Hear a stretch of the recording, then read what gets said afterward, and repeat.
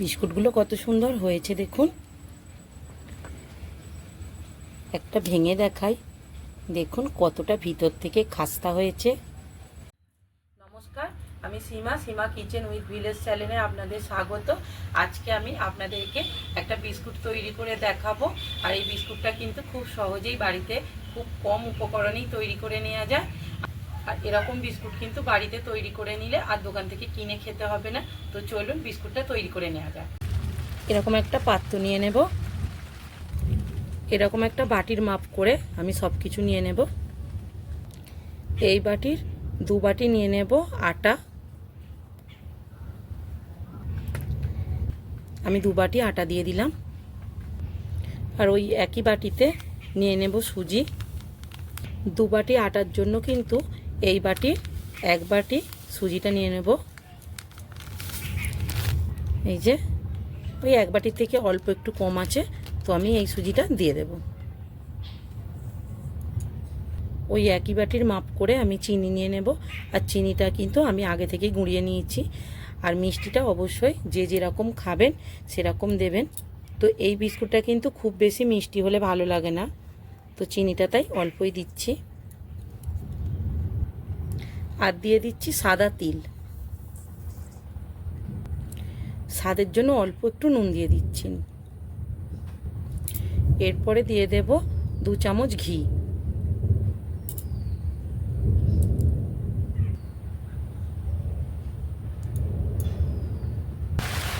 এরপরে আমি সব উপকরণগুলো খুব ভালো করে মিশিয়ে নেব।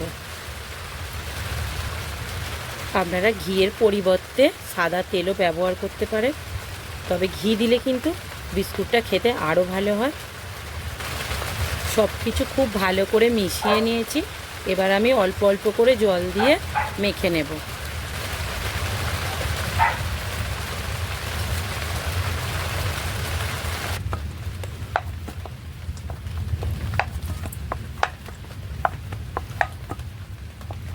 খুব বেশি থাসবো না, এরকম শক্ত করেই মেখে নিতে হবে। ভালো করে মাখিয়ে নিয়েছি। এবার আমি এটাকে 2টো ভাগ করে নেব। ওই 2টো ভাগ থেকে একটা ভাগ নিয়ে নিয়েছি।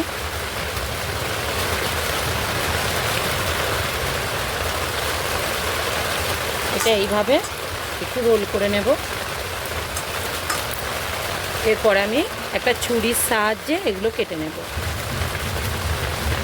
আপনারা যেরকম চাইবেন সেরকম শেপ দিয়ে নেবেন।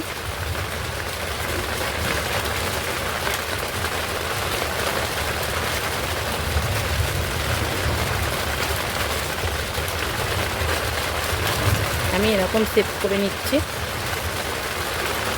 হাত দিয়ে একটু গোল করে দেব।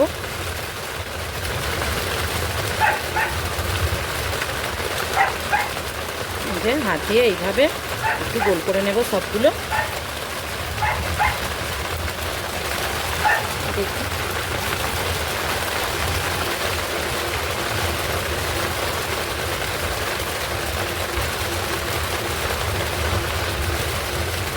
এইভাবেই সবটা কেটে নেব।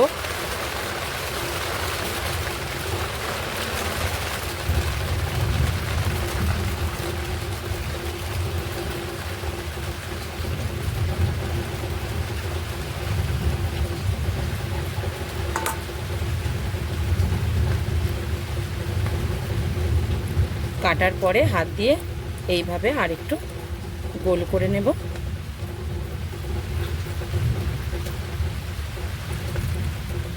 আপনারা আপনাদের পছন্দ মতো শেপ দিয়ে নেবেন।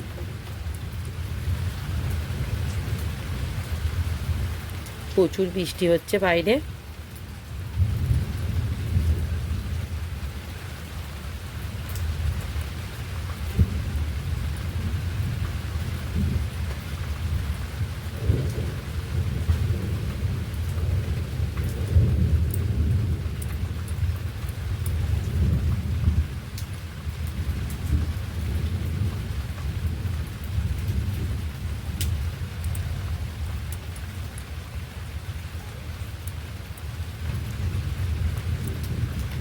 এই যে এইভাবে আমি সব বিস্কুটগুলোই তৈরি করে নেব।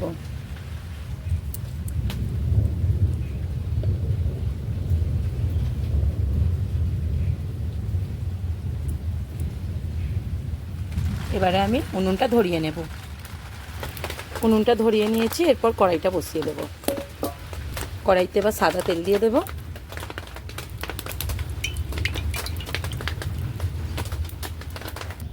তেলটা খুব বেশি গরম করব না, অল্প একটু গরম হলেই বিস্কুটগুলো ভাজার জন্য আমি দিয়ে দেব।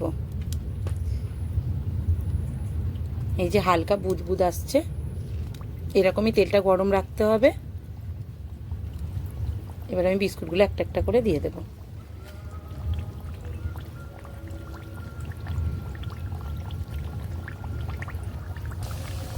বিস্কুটগুলো খুব অল্প আঁচে ভালো করে ভেজে নিতে হবে। অল্প আঁচে না ভাজলে কিন্তু উপর থেকে লাল হয়ে যাবে, আর বিস্কুটটা কিন্তু ভিতর থেকে নরমই থেকে যাবে। তাই অল্প আঁচে আস্তে আস্তে করে বিস্কুটটা ভাজতে হবে।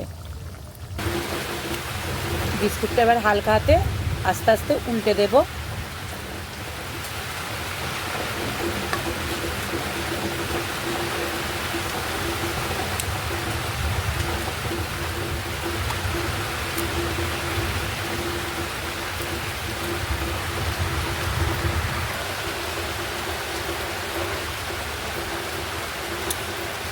উল্টে পাল্টে ভালো করে ভেজে নিতে হবে। বিস্কুটগুলো উল্টে পাল্টে ভালো করে ভেজে নিয়েছি, আর একদম অল্প আঁচে কিন্তু ভাজছি বিস্কুটগুলো। এবার এগুলো ভাজা হয়ে গেছে, এবার তুলে নেব। এই যে এরকম লাল লাল করে ভেজে নিয়েছি, আর এরকম লাল লাল করে ভেজে নিতে হবে।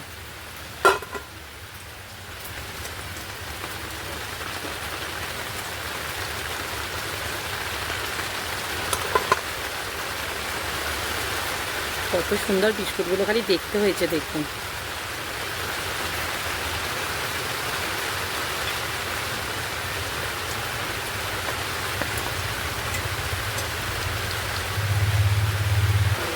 বাকি বিস্কুটগুলো আমি ওই একইভাবে ভেজে নেব।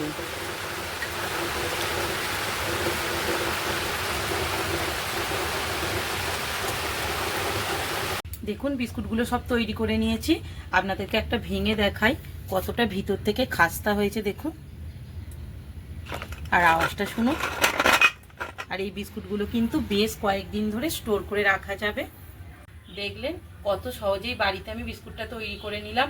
আর এইভাবে কিন্তু বিস্কুট তৈরি করলে আর দোকান থেকে কিনে খেতে হবে না। ভিডিওটা যদি ভালো লাগে লাইক করবেন, কমেন্ট করবেন, সাবস্ক্রাইব করে আমার পাশে থাকবেন। আপনারা সকলে ভালো থাকবেন, সুস্থ থাকবেন। ভিডিওটা আমি এখানেই শেষ করছি। নমস্কার।